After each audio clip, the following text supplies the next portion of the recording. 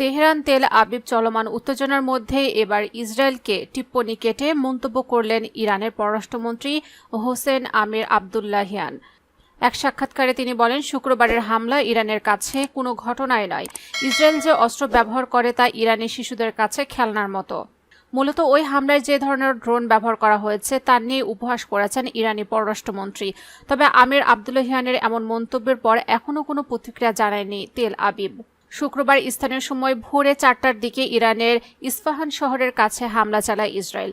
এ ঘটনার কয়েক ঘণ্টা পর দেশটির পররাষ্ট্রমন্ত্রী জানান, ইসরায়েলের বিরুদ্ধে তাৎক্ষণিক প্রতিশোধ নেওয়ার কোনো পরিকল্পনা তেহরানের নেই। তবে তাদের পারমাণবিক স্থাপনা ক্ষতির মুখে পড়লে তার চরম মূল্য দিতে হবে তেল আবিবকে। আবদুল্লাহিয়ান আরও বলেন, গত সপ্তাহে ইসরায়েলকে লক্ষ্য করে চালানো হামলা ছিল কেবল একটা সতর্কতা মাত্র। ইরান চাইলে তাদের আল হাইফা, তেল আবিবের মতো বড় শহরগুলোর পাশাপাশি বাণিজ্যিক বন্দরগুলো টার্গেট করতে পারত, কিন্তু বেসামরিক নাগরিকদের সুরক্ষার কথা মাথায় রেখেছে তারা। ফিলিস্তিনের গাজায় আগ্রাসনের মধ্যে গত 1 এপ্রিল সিরিয়ার দামেস্কে ইরানি দূতাবাসে বিমান হামলা চালায় ইসরায়েল। ওই ঘটনায় ইরানের ইসলামী রেভলিউশনারি গার্ড কোরের 2 শীর্ষ কমান্ডার সহ অন্তত 8 জন নিহত হন। এরপর থেকে প্রতিশোধের হুঁশিয়ারি দিয়ে আসছিল তেহরান।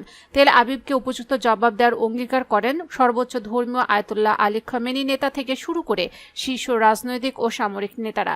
13 এপ্রিল সেই হামলা চালানো হয়। ওই হামলায় ইসরায়েলের ভূখণ্ড লক্ষ্য করে 3 শতাধিক ড্রোন ও ক্ষেপণাস্ত্র ছোড়া হয়। আয়রন ড্রোমের মতো আকাশ প্রতিরক্ষা ব্যবস্থা ব্যবহার করে এসব ড্রোন ও ক্ষেপণাস্ত্রের বেশিরভাগই প্রতিরোধ করতে ইসরায়েলি বাহিনী।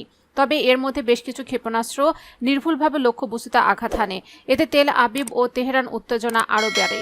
ইরানের হামলায় কয়েকদিন পর শুক্রবার ইরানের ড্রোন হামলা চালায় ইসরায়েল। তবে সবগুলো ড্রোনই ধ্বংস করা হয়েছে বলে জানিয়েছে তেহরান। সেই সঙ্গে হুঁশিয়ারি দিয়ে বলেছে, ফের হামলা হলে কঠোর জবাব দেওয়া হবে।